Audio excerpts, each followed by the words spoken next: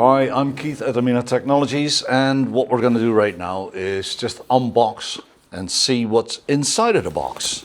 And inside of the box, this is, let's say, a pair of 375s, lovely. We find a template. Now the template can be used as a template, and at the same time, if you look at the template, it will have all the installation instructions in there. There also will be a set of screws and a set of connectors.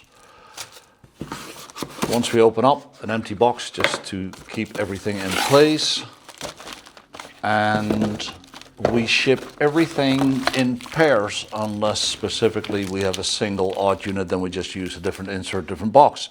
But everything comes in pairs. They're all plastic bagged so that they don't stick to each other, and that's about it.